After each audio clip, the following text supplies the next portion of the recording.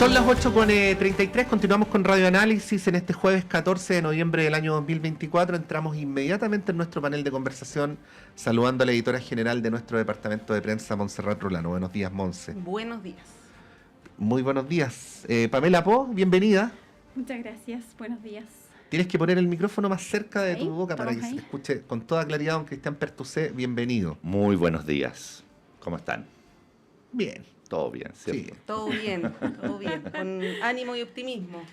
Bueno, y felices de tenerlos acá en el estudio de la radio, a ambos. El tema del presupuesto, ahí para entrar de lleno en materia, hay harto que decir, hemos tratado de ser lo más pedagógicos durante esta semana, una discusión que como todos los años es compleja, es larga, tú lo sabes, Pamela, que andas de repente por ahí, por los pasillos del Congreso.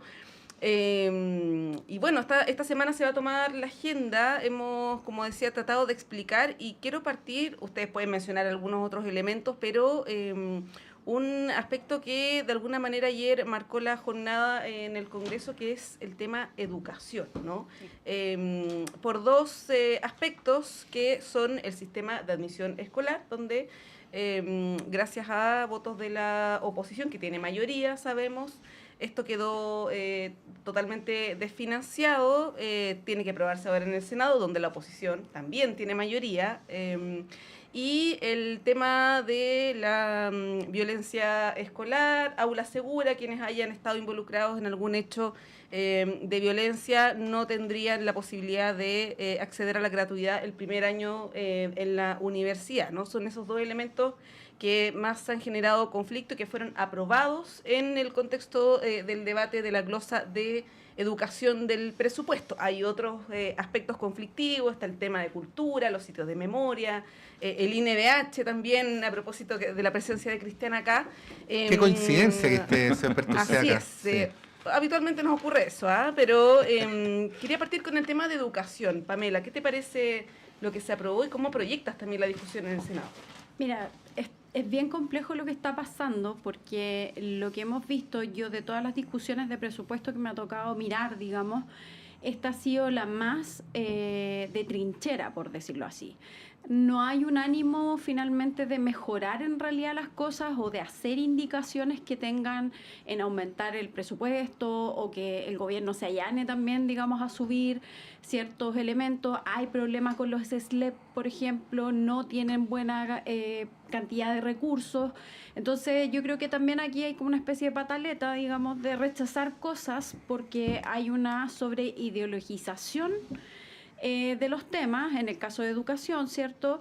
Pero también hay una lógica de tratar de imponer como por la fuerza, digamos, a través del rechazo de partidas, un tema. Y yo creo que eso es complejo porque la configuración del Senado y la configuración de la Cámara hacen pensar que si no hay una especie de racionalidad de cómo estos fondos tienen que llegar al próximo año, podríamos quedarnos efectivamente sin financiamiento para partidas que son importantes.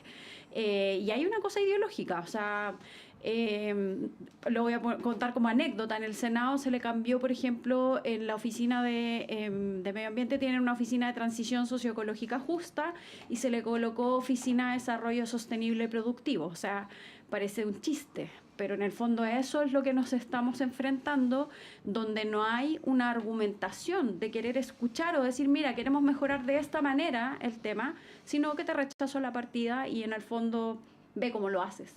Está muy crispado el ánimo adentro.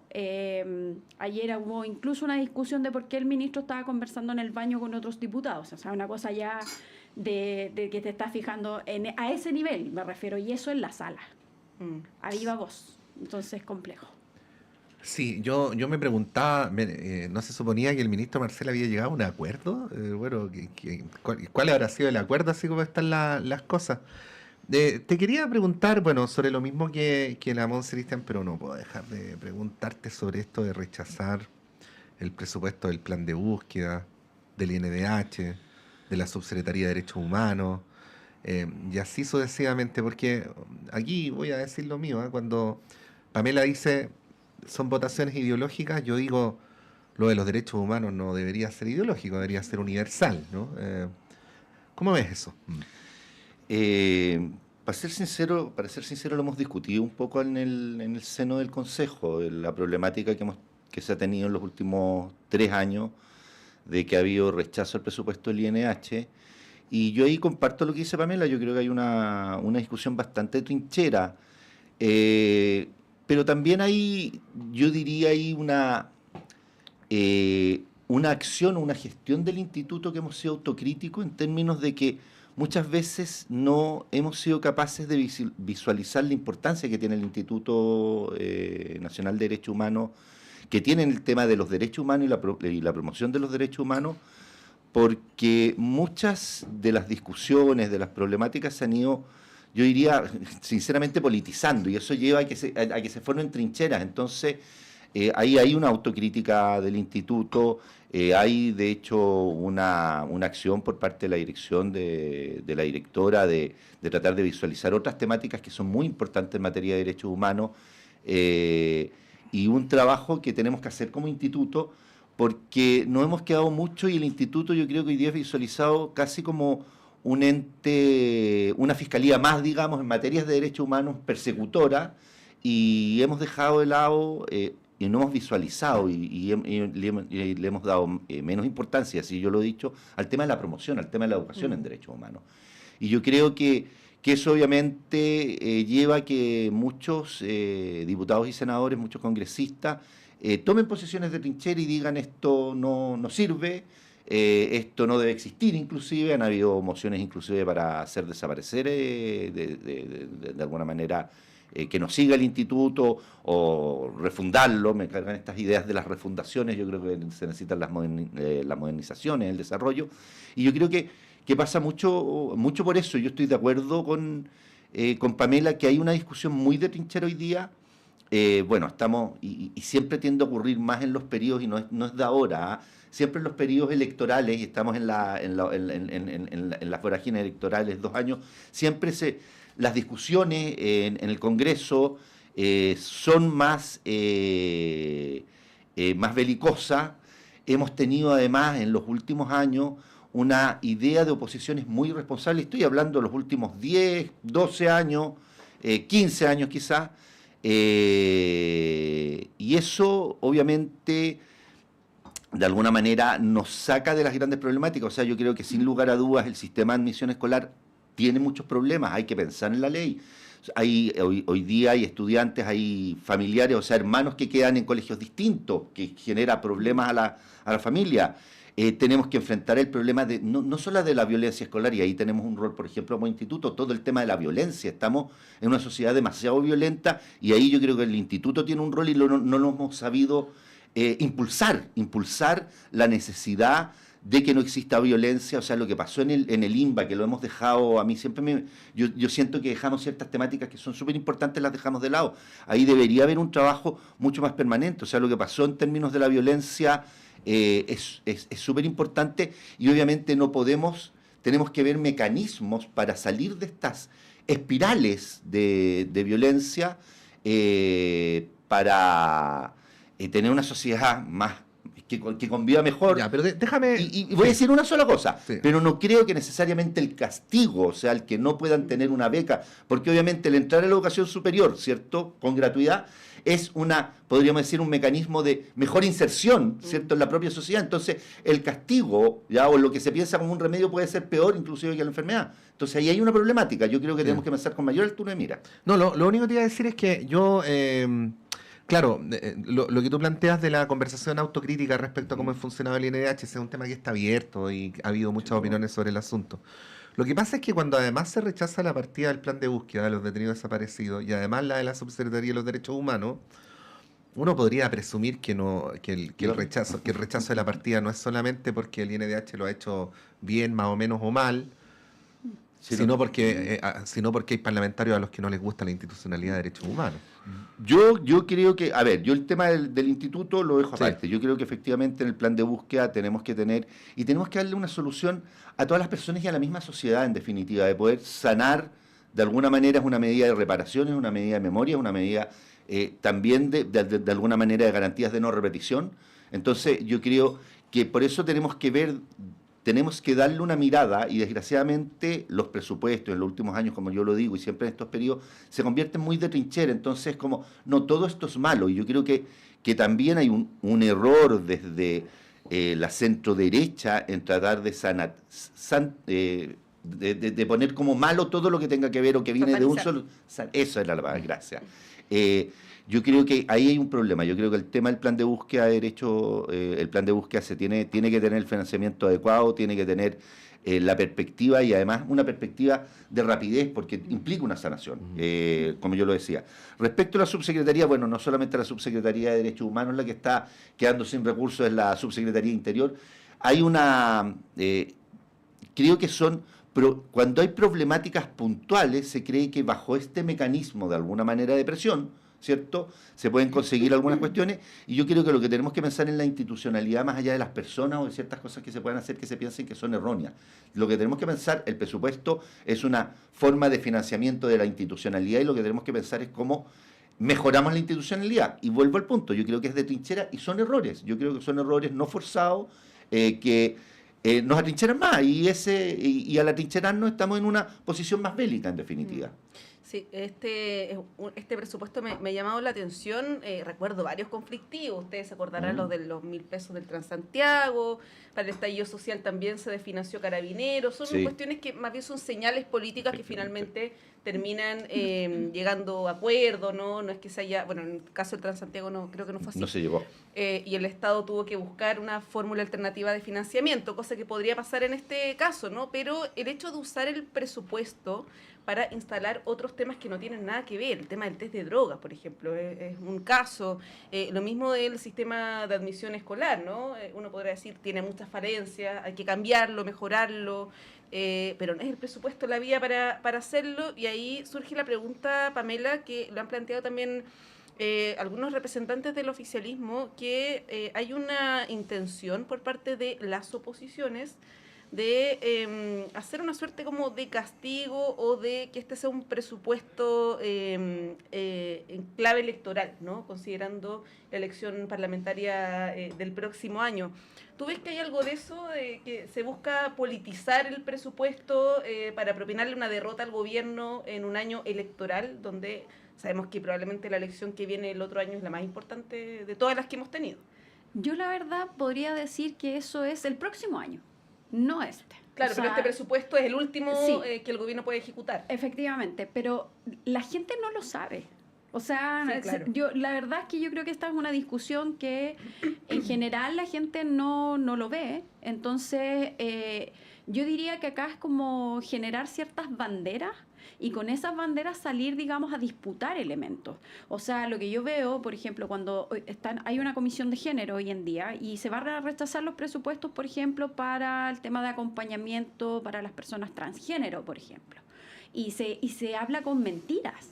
O sea, aquí se posicionan mentiras como, por ejemplo, que a los niños de 3 años se les está cambiando de sexo. Esos son los argumentos que uno escucha en la sala. Entonces, yo no veo que haya, la verdad, como... O sea, sí, puede estar siendo pensado con fines electorales, pero yo lo veo un poco más grave, la verdad. Es como, no solo es lo electoral, es un tema como de posicionar una sociedad conservadora. Y para allá va el asunto, o sea, posicionar temas que como tienen la mayoría, digamos, circunstancial, porque puede que el otro congreso que venga, digamos, el 2026 sea otra cosa, digamos, es como ahora colocar esas banderas y decir, esto es lo que nosotros impulsamos en el fondo. Y tiene que ver con una cuestión muy ideológica, pero también a base de fake news, o sea, es como fake, cosas mentiras, o sea, no quieren escuchar argumentos, no pretenden tampoco defender ideas que uno dice, bueno, mira, podría hacerme sentido, pero ni siquiera esa es la base, digamos, de la discusión. La discusión está sustentada, digamos, en cuestiones como para la galería, pero la verdad es que yo no veo de verdad que no veo que esté pensando como, no son tan inteligentes para pensarlo en clave electoral. A eso voy. Como que si fuera no esa la estrategia. No es esa la estrategia es rechazarte porque te puedo rechazar el tema, tengo esta mayoría circunstancial y además hago discursos que rayan ahí en una línea muy delgada como en el odio, muy fuerte en relación a cosas que no son reales. O sea, hay cosas que sí, pero yo diría que la derecha, la centro derecha y la otra derecha, digamos, más extrema, está siendo tironeada en esto, y a mí me sorprende que presten los votos para eso. O sea, si uno quiere discutir, discutamos con argumentos, con base. ¿Puedes poner algún ejemplo para que se entienda bien? En lo que estoy diciendo con respecto al tema de género. Se habla, de verdad, discursos ayer de que a los niños se les está impulsando, a niños de 3 años, a cambiar de género, y que hay operaciones. O sea, el Ministerio de Salud está operando a niños. Cuando el Ministerio de Salud, en la comisión, ha dicho, hasta el hartazgo, digamos, no existe ningún niño operado, digamos, con 3 años en el sistema de salud público. Eso no existe, no ha pasado. Entonces, y se lo han dicho desde todos los lugares, y ahí en los discursos, en el tema de educación, apuntaba a esto. Entonces, es muy complejo cuando estamos discutiendo, digamos, cosas basadas en mentiras. Sí.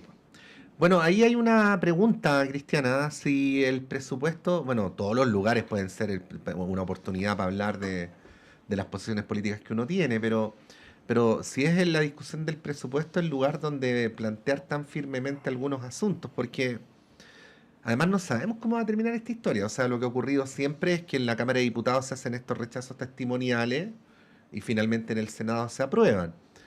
Pero así como está la política chilena, yo no me metería las manos al fuego. ¿Eh? No, yo voy a meter las manos al fuego. Yo creo que al final siempre podríamos decir, yo no quiero decir la sensatez, tiende a primar. Yo creo que estamos en una política hace muchos años atrás, si esto no es de esta oposición, o sea, la oposición anterior y la anterior a Michelle Bachelet y la anterior, han sido posiciones muy irresponsables y muy beligerantes. ¿Ya? El presidente Piñera tuvo 2 acusaciones constitucionales, o sea, con gente corriendo y discursos de, ¿cuántas fueron? ¿24 horas? Ya ni me acuerdo. No, como 20 horas, da lo mismo. Bueno, pero el presidente Piñera, cuando fue opositor, instaló la idea de Chilezuela también. No, sí, por eso digo, de oposiciones, sí. Estoy hablando de oposiciones como lo tuvo desde el primer gobierno de la presidenta Michelle Bachelet, principalmente, sí, de acuerdo. En adelante hemos tenido oposiciones que han sido muy beligerantes y muy... Y llegan muchos momentos, llegan a la responsabilidad. ¿Qué es lo que pasa? Que sin lugar a dudas el presupuesto en los últimos años, desde el retorno a la democracia, el tema de las glosas, porque uno siempre cree que el presupuesto son solamente cifras, el tema de las glosas, ¿cierto?, que es la parte más sustancial del presupuesto, ha servido para ir imponiéndole ciertas cosas al gobierno, imponiéndole restricciones, se ha ocupado de alguna manera para ir incluyendo ciertas políticas públicas, ¿ya?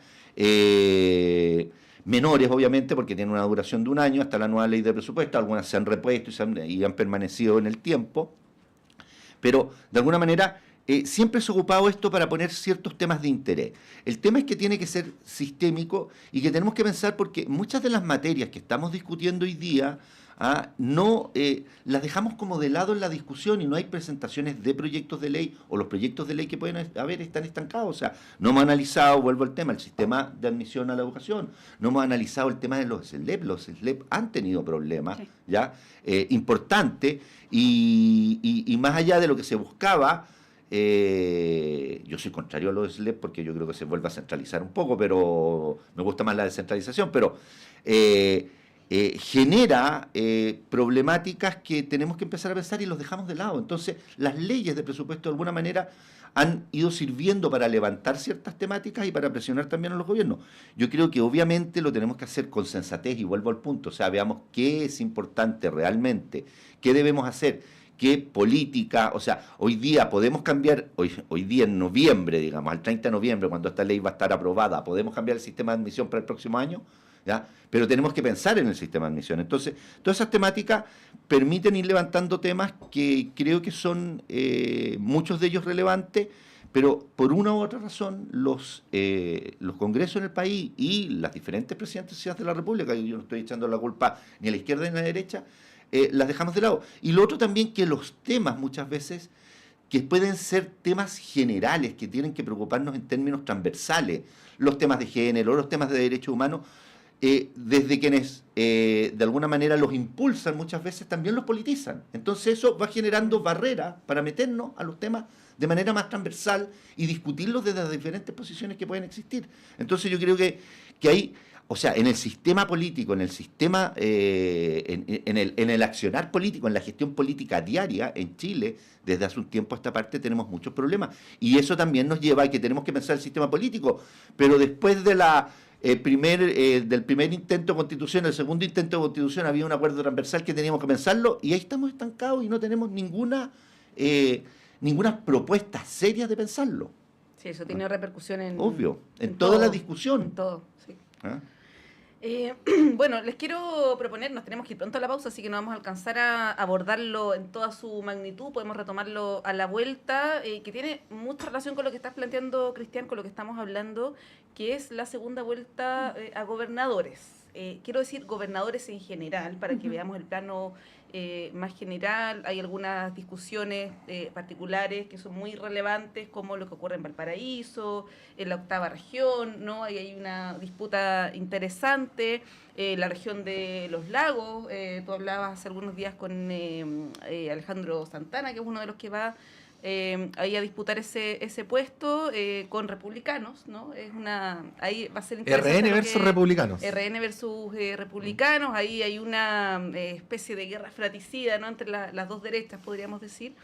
Pero lo que ha concentrado evidentemente toda la atención es lo que ocurre en la región metropolitana por la cantidad de votos, ¿no? Por el simbolismo y además por los personajes que están ahí en esta disputa. Les quiero proponer que podamos analizar esto como en el plano más general, pero evidentemente concentrándonos en la región metropolitana, Pamela, y ahí quería preguntarte cómo lo ves, ¿no? Esta segunda vuelta de una elección que es bien importante, pese a que puede no ser muy sexy para la mayoría de la población, pero es bien importante el rol de los gobernadores regionales, cuando además se está avanzando en otras materias como el Ministerio de Seguridad, que va a entregar facultades, por ejemplo, a los Ceremi, ¿no? Y ahí el rol de los gobernadores también tiene, o los de los delegados, pierde poder en relación a los gobernadores, ¿no? En términos como este entramado institucional es importante. ¿Cómo ves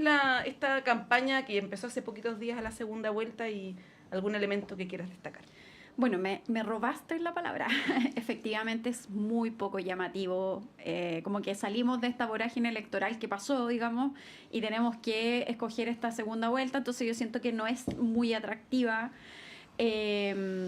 Bueno, yo diría que para mí está súper claro en realidad como que el personaje que le colocaron a Claudio Rego al lado, digamos, fue como para rayar la pintura con respecto al propio apellido, digamos, es confuso, o sea, mucha gente decía, me confundí por quién voté, digamos, que Orrego era.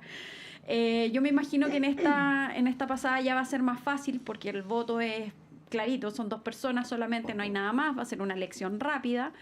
Y es muy importante, diría yo, el rol del gobernador. O sea, si queremos un país descentralizado, que yo diría que estamos como en una especie de descentralización estancada en el país, en la cual se ha vuelto, digamos, a los discursos de volver a centralizar ciertas cosas, o sea, en el Congreso se escucha también, de limitar los roles, por ejemplo, el tema de los financiamientos para las fundaciones, que en el fondo el GORE tenía, digamos, una cantidad que obviamente hay que arreglarlo, eso no se discute, digamos, pero la idea es ir descentralizando y que el poder regional, digamos, tenga un peso importante, no solamente en la gestión de plata, sino que también de ciertas funciones.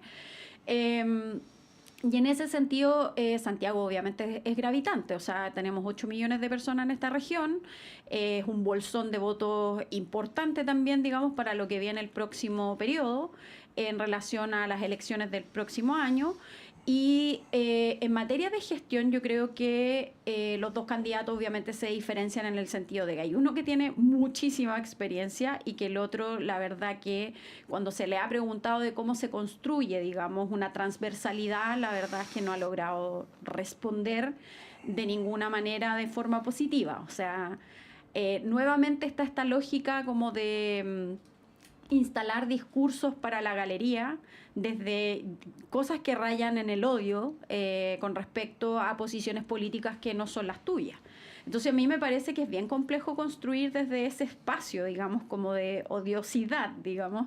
Entonces, si saliera electo, por ejemplo, me pregunto cómo construyes transversalidad para trabajar con alcaldes que no piensan igual que tú. Entonces yo diría que para mí cualquier candidato siempre me va a preocupar, digamos, cuán transversal puedes lograr ser.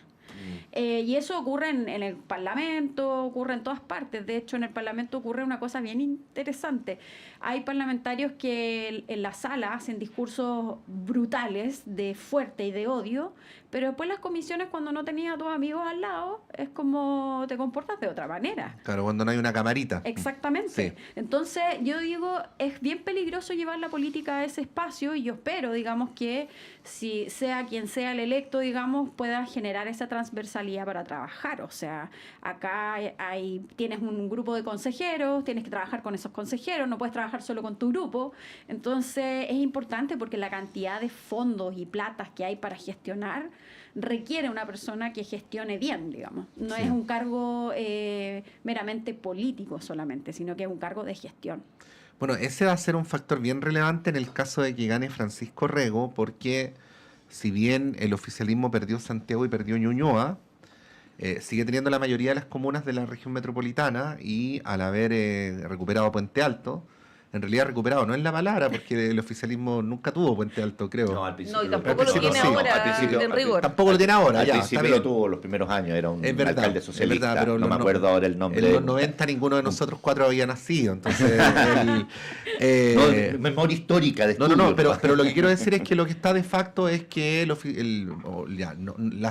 no oposiciones, vamos a decir así, tienen la mayoría de los habitantes y la mayoría de las comunas, ¿no? Entonces incorpora un factor de complejidad, pero como son las 9:59, 51, 52, vamos a ir un breve alto y retomamos la conversación a la vuelta.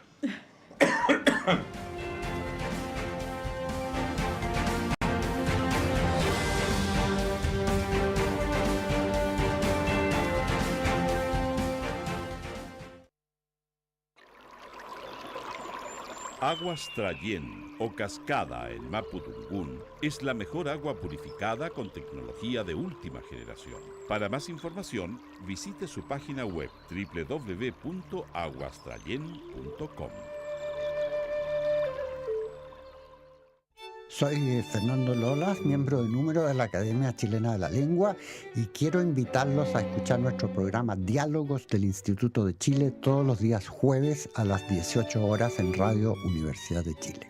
Diálogos, un programa para la producción del cultivo, progreso y difusión de las letras, las ciencias y las bellas artes. Todos los jueves a las 18 horas en el 102.5 FM y radio.uchile.cl.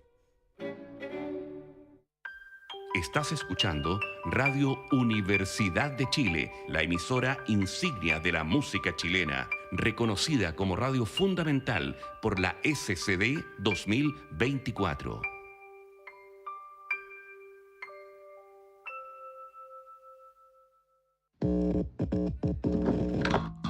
Sala Máster de Radio Universidad de Chile presenta Radio Universidad de Chile les quiere invitar este miércoles 11 de diciembre a disfrutar y descubrir a una de las voces folk mexicanas más coloridas que han surgido en los últimos años. Erich en Sala Máster. Por primera vez en este icónico escenario y en el marco de su gira que lo ha tenido recorriendo diferentes países y presentando su más reciente sencillo, titulado Igual no debo, este artista mexicano nos regalará una noche repleta de palabras que capturan la esencia de las relaciones humanas. Les dejamos invitados e invitadas a disfrutar y descubrir todos los sonidos y letras de Erich por primera vez en Sala Máster. Miguel Claro, 509, Providencia. Miércoles 11 de diciembre. Apertura de puertas, 19:30 horas. Entradas disponibles en portaltickets.cl. Y más información en www.salamaster.cl.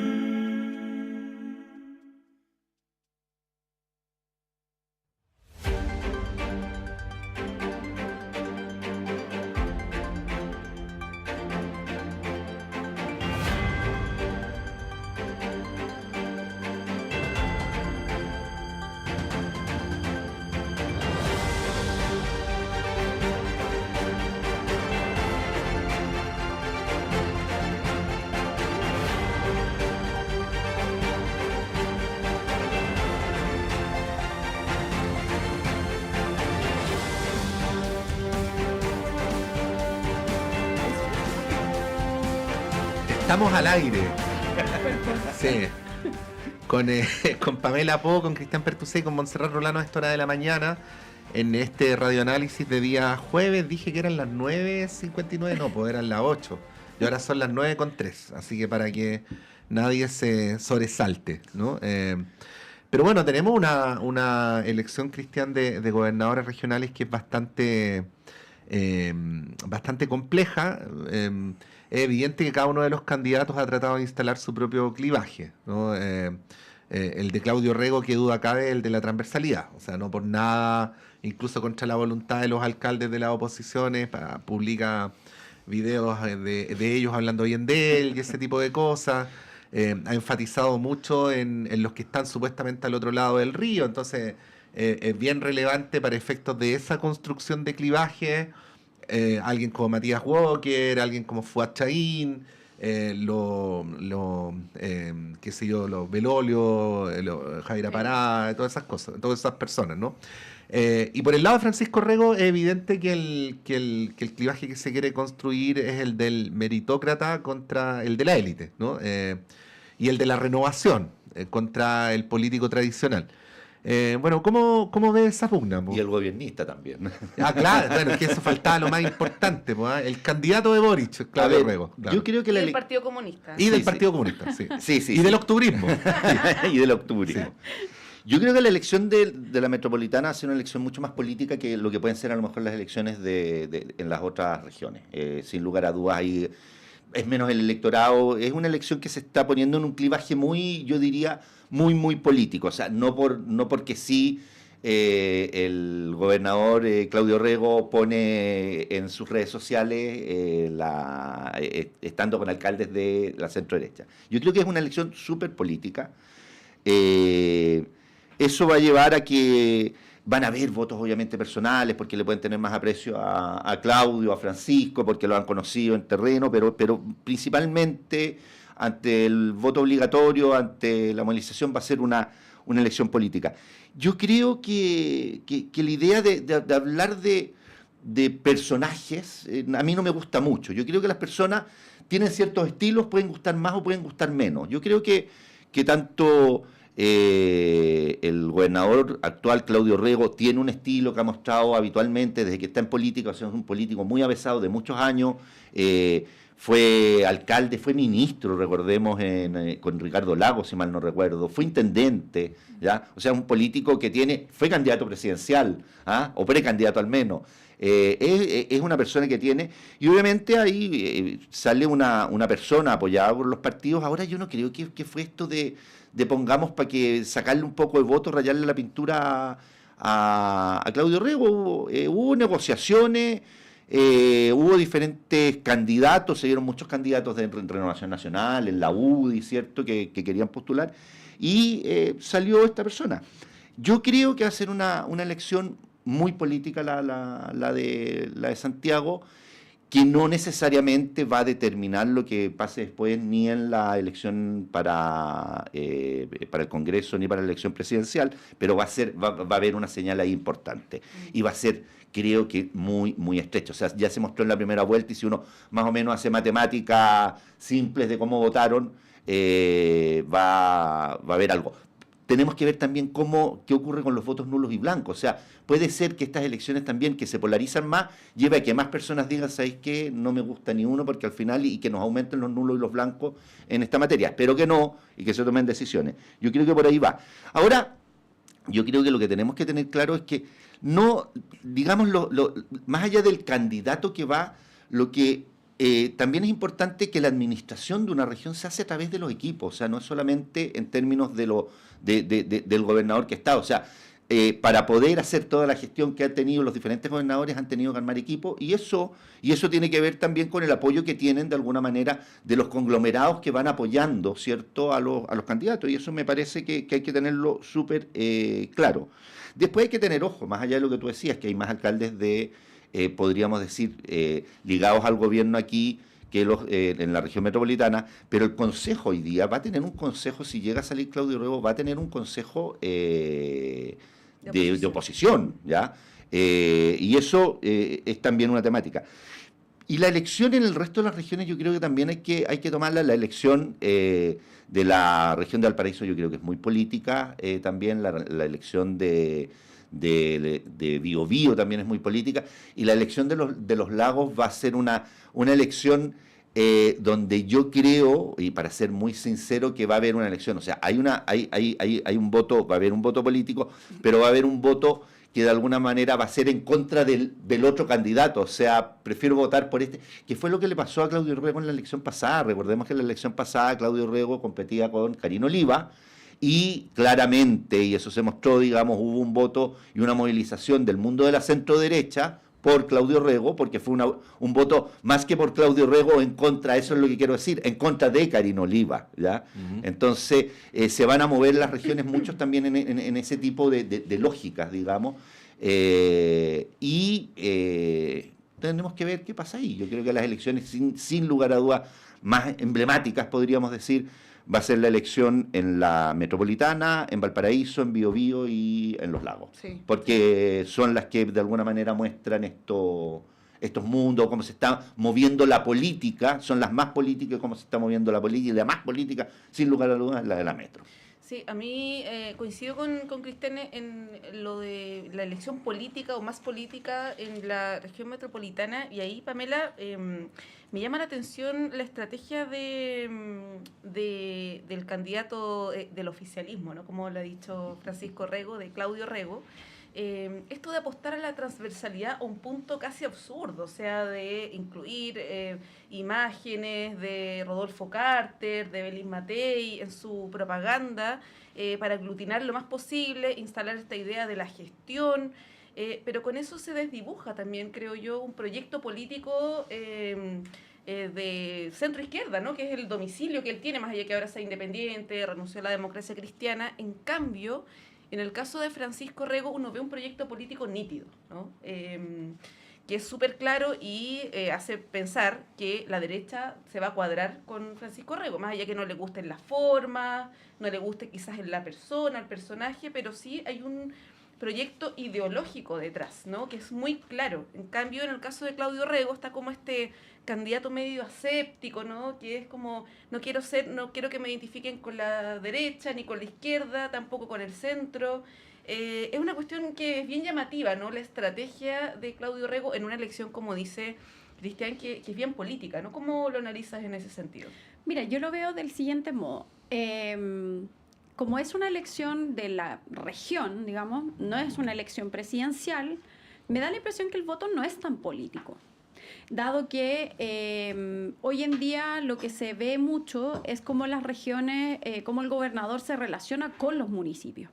Porque a través de los municipios se instalan, digamos, distintas, o sea, yo misma lo veo, el tema del 8%, los fondos que se traspasan a los municipios, tiene que ver con la gestión municipal, y a mí me da la impresión de que es eso lo que se está relevando, que es una gestión. O sea, acá si, por ejemplo, se quiere hacer un proyecto, como tú dices, como Francisco Rego, impulsando un proyecto nítido, ideológico, lo que le va a pasar es que se va a estrellar a la primera semana, porque en el fondo no ese es el proyecto. O sea, y es un poco lo que le pasó también a Boric, siendo presidente, digamos. Tienes un proyecto político nítido, pero otra cosa es navegarlo cuando tienes oposiciones. Entonces, a mí me da la impresión de que Claudio Rego comprende perfecto esa parte y, por lo tanto, prefiere desdibujarse, mostrar esta transversalidad para también no caer, y yo creo que por eso también muestran las imágenes con los otros candidatos, o sea, con alcaldes que son de derecha, porque en el fondo está dispuesto a trabajar con todos nomás, pues como ese es el sello. ¿Tú le ves un valor a eso? Yo le veo un valor a eso, porque al final del día la verdad es que si uno mira la ley de gobernadores regionales,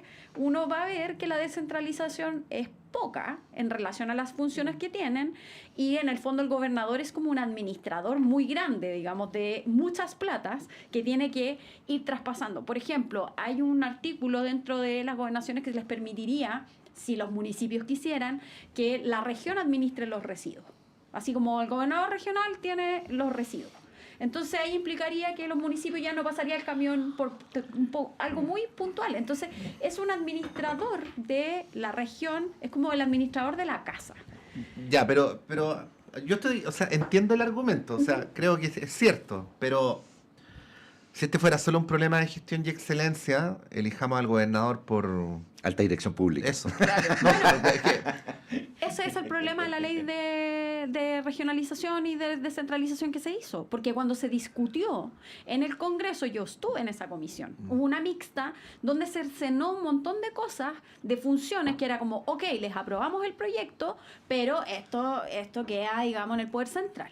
Entonces se les traspasó un bolsón de plata a los gobernadores y esa es tu función. No me pidas más funciones. Y a raíz del tema fundaciones se le empezaron a quitar funciones.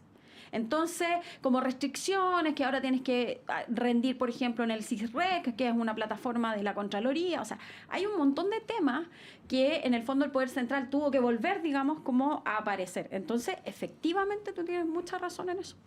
Sí, lo planteo entre otras cosas, Cristian, porque hay distintas maneras de encontrar parámetros para la región metropolitana. Por ejemplo, en las últimas elecciones de presidentes de la República y de senadores, la región metropolitana ha tendido a votar más bien por la derecha, ¿no?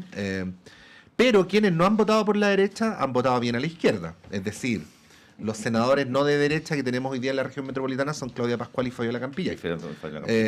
Entonces, Que sacó una altísima votación. así es, no es una sábana tan fácil de cubrir, o sea, no es una sábana que permita cubrirlo todo, ¿no? Y lo de Claudio Rego, porque al final son diseños políticos, si esta cuestión es así, el diseño político es súper legítimo, pero tiene sus riesgos, po. O sea, si al final tu opción es mostrarte tan por encima del bien y el mal que no perteneces muy nítidamente a sector alguno, puedes terminar no perteneciendo a ninguno. Y en la primera vuelta ya tuvimos un síntoma, porque Partido Comunista no apoyó a Claudio Rego. No. Tuvo 3 candidatos, no sé si sea correcto decir por la izquierda, pero para darme a entender, Sí, ¿no? sí, Por, yo creo que sí. Más sí, por la izquierda, claro. Sí, sí, sí. Más a la izquierda de Claudio. Claro, más a la Sí, izquierda sí, sí. de Orrego, ¿no?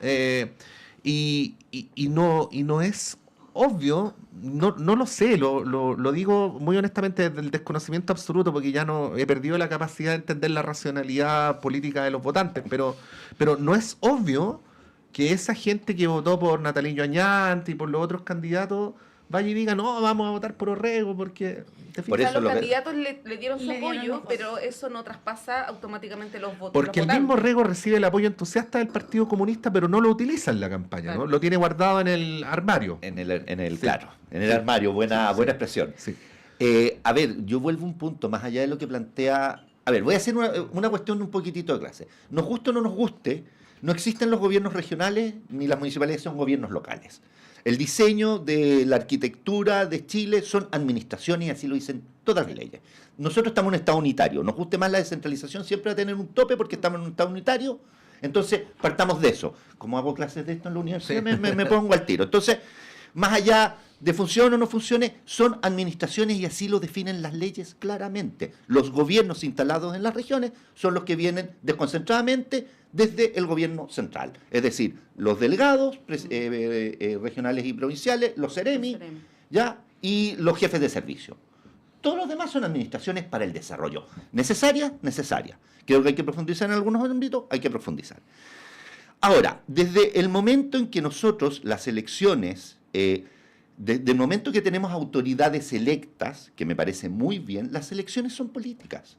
¿Ya? Más allá que después van a tener función administrativa, las elecciones tienden a ser más políticas, se tiende a disminuir menos la politización en los alcaldes porque son grupos electorales, digamos, la masa electoral es más pequeña, hay una votación mucho más personal, pero también es política, o sea, entendámoslo así, hay una votación política en la mayoría de los municipios, yo diría en las comunas más chicas, y esta es una elección, nos guste o no nos guste, la elección es política más allá de las funciones que después va a tener el gobernador. Va a ser muy política en las regiones, yo diría, más pequeñas, por esta sintonía con las personas. Si bien es política, también tiene un carácter personal importante. Pero en la región metropolitana, entonces, la estrategia del candidato Claudio Rego, me acordé de un amigo que tengo, saludo a Claudio Oliva. De Claudio Rego. Como el clon de claro. Claudio Rego con Karina Oliva. Karina Oliva. ¿Ah? Sí. Claro. Karina Borrego. Yo creo que la estrategia de de Claudio Rego está planteada en términos políticos, o sea, yo me tengo que mostrar transversalmente, como tú dices, escondo ciertos votos, ciertos apoyos, ¿ya? Los dejo, los voy a plantear en el mundo, o sea, que ellos se preocupen de que ese mundo me vote, trato de mostrarme transversal. Ahora, y es una estrategia política, nos guste o no nos guste, si él además, mientras fue gobernador, fue muy político, o sea, un gobernador, uno dice, tendría que haber hecho una campaña importante por las constituciones, a lo mejor sí, a lo mejor no, porque son políticos, entendámoslo de ahí. Desde que son políticos, estoy súper de acuerdo que la hagan. Pero cuando tú estás en un ámbito de la administración, porque tiene funciones administrativas, de desarrollo administrativo, dices, no, pues si preocúpese de lo que me está pasando en términos de iluminación, en términos de calle, en términos de los ámbitos que tiene, ¿cierto? Para hacer en términos de residuos, que lo decía muy bien Karina, que se podría hacer, y no con toda la región, o sea, los municipios se lo pueden ir traspasando individualmente, así lo plantea la ley, y le traspasa las plata, incluso hay todo un procedimiento, pero los mismos gobernadores, porque salen desde el mundo político, todos los gobernadores salieron del mundo político, las que están hoy día en ejercicio y los que se están postulando, o los que van a la segunda vuelta, son políticos. Entonces yo creo que este desdibujamiento que está haciendo Claudio le puede afectar, porque al final se puede inclusive observar, y ahí tú, lo que decían ustedes, si bien los candidatos del mundo más de la izquierda lo apoyaron, para algunas personas, desde que vienen del mundo de la izquierda o del voto de la izquierda, pueden decir, este es un travesti político, o sea, no voto. Mira, o lo anulo. Sí, no quiero que me pegue ahí en el tema, pero solo para reforzar. Pongamos el ejemplo del Partido Comunista, no es solo el Partido Comunista, pero el Partido Comunista el que a la derecha le gusta sacarle en cara a Claudio Rego, ¿no? Ya. Partido Comunista ahora sí que apoya a Claudio Rego. Tenemos una senadora que es Pascual, ¿sí? Efectivamente. Tenemos 2 alcaldes que son Javiera Reyes y Fares Jadwe, no son comunas cualquiera. No, son comunas cualquiera. Pero cuando uno va a la lista de diputadas, bien impresionante, porque tenemos a Boris Barrera, a Carol Cariola, a Carmen Hertz, a Lorena Pizarro, a Daniela Serrano. O sea, ahí ya a Alejandra Plasencia. Tienes 6 diputados comunistas en la región metropolitana. Y hay un diseño de campaña de no usar a toda esa gente en la campaña. Y en cambio sí usar a Matías Walker, ¿no? Claro. A Jorge Busto. A Jorge Burgos. Burgos. Claro. Oye, no, nos quedan algunos minutos y quiero llevarlos a un tema muy político, pero de política internacional. Ninguno de nosotros es experto en esa materia, pero sí podríamos sacar algunas conclusiones o reflexiones de lo que está ocurriendo en Estados Unidos con la conformación de equipos de Donald Trump. Los últimos días ya se ha conocido algunos nombres, probablemente el más llamativo es el de Elon Musk, ¿no? Pero yo creo que el que más puede tener relevancia para la región, para tanto nuestro país como para América Latina, es el de Marco Rubio, ¿no? Como secretario de Estado, que para que lo entiendan quienes nos están viendo y escuchando, es una especie de encargado de las relaciones exteriores. Es un cargo que tiene que ratificar el Senado con mayoría republicana, al igual que la Cámara de Representantes, que se confirmó hace algunas horas por un estrecho margen que el Partido Republicano también va a controlar la Cámara de Representantes. Por lo tanto, ya es un hecho, ¿no? Que Marco Rubio va a ser el secretario de Estado y que toma decisiones muy importantes en materia de política internacional. En la vez pasada con Donald Trump esto no nos afectó a nosotros, ¿no? La política exterior de ese país, pero uno podría presumir que en el caso actual sí podría haber alguna repercusión. Hay declaraciones de Marco Rubio en su calidad de senador, que ha hablado de vínculos de Hezbollah con Chile, y sabemos que tiene una versión con el mundo latino en general, pese a que él es se llama Marco Rubio, de ascendencia cubana, ¿no? Pero le cargan los latinos, sí. ¿Cómo ven ese escenario para América Latina, para Chile, con esta conformación ya de equipos de Donald Trump? Pamela. Bueno, yo creo que vamos a tener una repetición en general de lo que es Donald Trump en esta segunda, digamos, segundo periodo, digamos, presidencial. Yo creo que se van a concentrar más al interior de Estados Unidos queda fuera. Me da la impresión de que va por ahí, que fue lo que ocurrió la vez pasada. Sí. Es como queremos producir petróleo, queremos sacar carbón, queremos gas, queremos... para volver a posicionarse, digamos, ante un gobierno chino potente, que ya es una hegemonía, digamos, que está absolutamente disperso en el mundo en la búsqueda de recursos naturales. O sea, lo que hoy tenemos es una competencia de los distintos países para posicionarse, digamos, desde una lógica de búsqueda de recursos naturales. O sea, eso es. Esa es la competencia que estamos viendo, por lo tanto, quizás Chile podría ser interesante desde esa lógica. Lo vemos, por ejemplo, en el tema del litio. Soquimich, de acuerdo con Codelco, ¿cierto? Los chinos quedan fuera, Tianqi no le gusta, digamos, y Abermale, que es una empresa norteamericana, podría querer, digamos, ese litio y empezar en estas pugnas, digamos, por recursos naturales. Yo lo veo más desde ese lugar, digamos, porque Estados Unidos ha sido un país que ha ido perdiendo terreno, digamos, ante la competencia con los chinos y por lo tanto se ha quedado más en una lógica, si bien aún tiene intereses y aún tiene, digamos, despliegue internacional, la verdad es que el despliegue de los chinos es bien impresionante. Por lo tanto, creo que ahí van a tratar de recuperar terreno.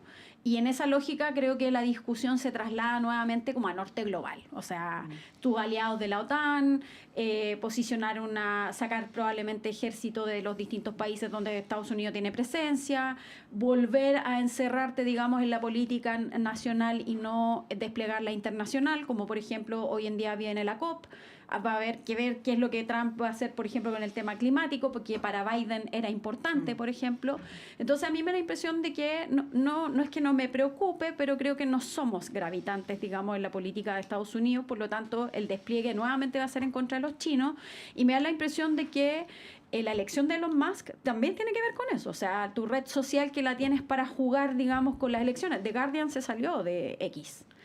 Eso iba a decir, a X está jugando al límite, ¿eh? Exactamente. Sí, puede que haya algunos problemas de legitimidad. Oye, mencionar conflicto nomás... de interés. Sí, totalmente. De hecho, cuando uno entra a X aparecían puras cosas de Trump en el tiempo previo a la elección. Dos cositas muy breves para complementar lo que tú decías. Simplemente un matiz. Es evidente que a Estados Unidos no le preocupa tanto América Latina ahora, pero sí es evidente, para mi gusto, no sale en la portada de los diarios, pero sí le preocupa mucho lo que Chile, Argentina y Bolivia puedan hacer o están haciendo con el litio. Creo que eso es bien evidente. Por el otro lado, mencionaba una cosa referencial nomás que aparece en el Mercurio, pero que da cuenta de las complejidades que tienen estas cosas. Hoy día se está inaugurando en Chancay, a 80 kilómetros de Lima, un megapuerto. Y es tan importante para China este megapuerto que el propio Xi Jinping va a cortar la cinta. Esto obviamente en el contexto de la cumbre de la PEC. Ya sabemos que la diplomacia china es pragmática, o sea, los cuestionamientos que han habido sobre Dina Boluarte poco importan para estos efectos. Y bueno, uno podría especular de si esto le molesta o no a Estados Unidos, pero ya que el propio Estados Unidos ha expresado su molestia o su preocupación por este puerto, uno podría decir que sí, pues obviamente. Te lo comento como datos referenciales respecto a lo que estamos conversando. Sí. A ver, yo lo primero que quiero decir que, bueno, no vimos ningún cambio en estos 4 años de la personalidad de los temas que le importaban a Donald Trump. O sea, yo no creo que vaya a tener grandes cambios en eso ahora en este nuevo periodo. Ahí comparto porque no mostró cambios, no mostró... No sé, pensar diferente, o sea, hasta el último minuto sostuvo que le habían robado la elección, o sea, en la campaña sostuvo 1000 veces que le habían robado la elección 4 años antes. Entonces yo no veo grandes cambios y los intereses de